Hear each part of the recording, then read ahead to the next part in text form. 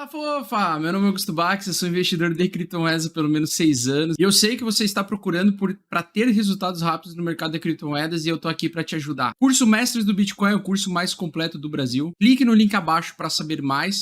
No dia de hoje, então, nós temos quedas infinitas, fofas, porque sexta-feira o S&P 500 ele fechou de forma horrorosa. Deixa eu só pegar aqui, eu vou pegar aqui o S&P 500, depois a gente volta aqui para falar de Luna também. Mas S&P 500 fechou na sexta-feira uma barra vermelha, rompendo a média de curto prazo, entrando em tendência de baixa no gráfico mensal, forte tendência mensal de queda, né?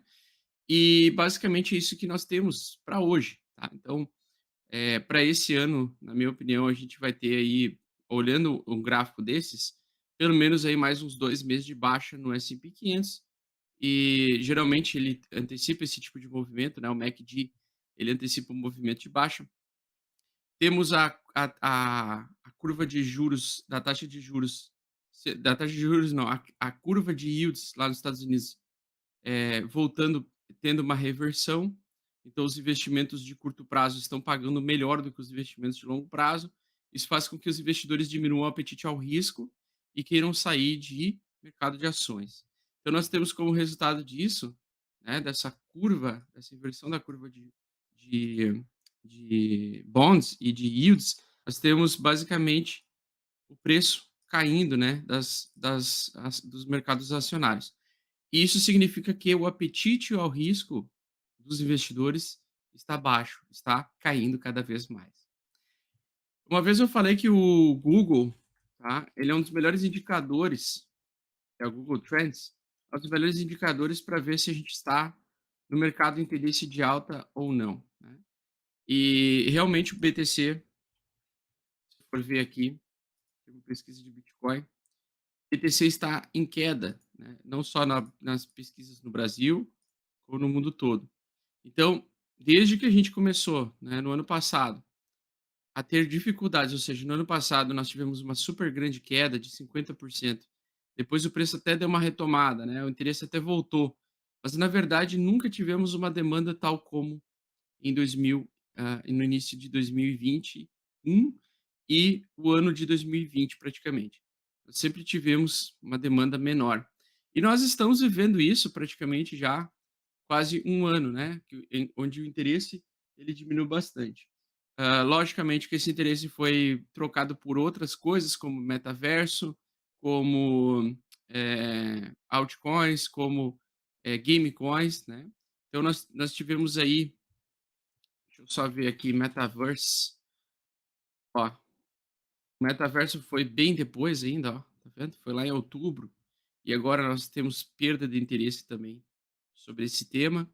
Então, são ondas, né? São ondas são tendências e hypes que acontecem por um determinado período de tempo e acaba caindo bastante depois, né? O interesse cai. E com o interesse caindo, na minha opinião, tem menos dinheiro, menos entrada, menos capital e assim por diante. Então, nós temos eu mostro sempre o gráfico da Glassnode, né? Para mim, a Glassnode é que ela tem vários dados on-chain interessantes para tu saber a adoção, número de entidades que estão entrando, valores que estão saindo em corretoras, mas basta você ter uma coisa, tá? Que é o chamado MVRV, que é o valor de mercado versus o valor realizável. Você percebe que os investidores, se o preço sobe e eles já vendem para realizar um lucro pequeno, isso significa que nós temos um mercado com muito mais oferta de venda do que de compra e pouca demanda compradora. Então a demanda ela continua crescente, continua sendo sempre maior ao longo do tempo, porque a adoção causa essa demanda.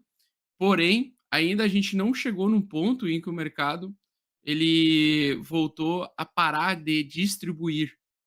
Nós, na minha opinião, estamos em fase de distribuição de lucro, tá?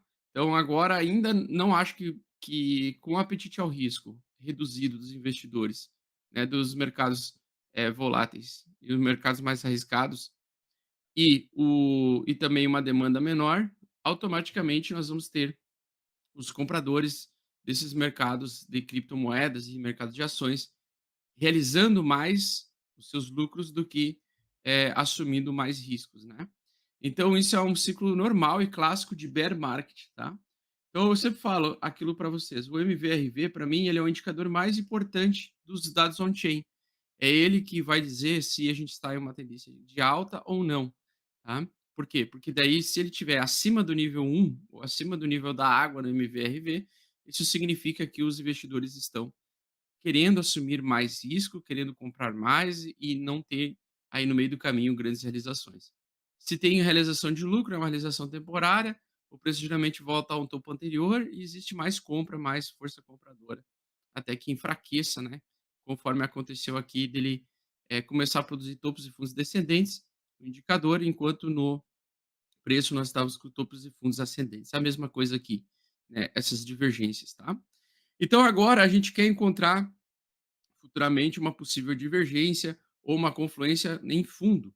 Quando ele descer mais essa linha amarela aqui, ele pode chegar a níveis ainda do tempo do Covid, por exemplo, derreter até mais lento. A gente não sabe quanto tempo vai durar, mas o fato é a gente rompeu para baixo. Tá? Ah, esse canal aqui foi rompido para baixo. Então estamos abaixo do canal de acumulação, né? E geralmente temos prováveis quedas ainda para acontecer, tá?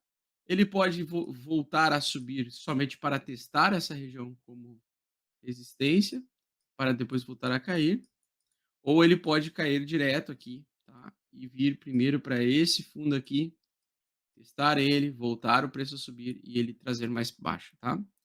Então, logo de cara, a região compradora que tem aí, tem uma região compradora que eu acho que pode ser o fundo do BTC, que pode ser essa região aqui. Mas antes disso, acredito que ele vai dar uma pequena segurada nessa sombra aqui, ó. Tá? Então, $34.000 é uma região de interesse comprador. Então, nessa região, quando o preço chegar ali, e se ele chegar ali, né? Porque tudo pode acontecer no mercado, se ele chegar ali, acho que aquele vai ser a primeira suporte antes dele voltar a fazer uma onda projetada para cair um pouco mais, tá?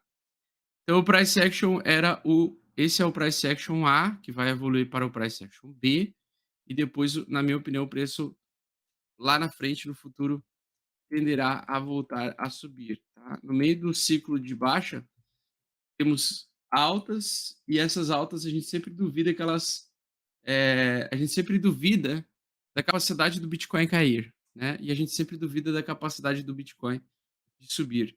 Então, por enquanto, ele está caindo, está perdendo fundo, está indo para testar algumas regiões. Essa aqui, para mim, então, é a primeira região que eu acho que eu posso fazer um aporte comprador em $34.000, né?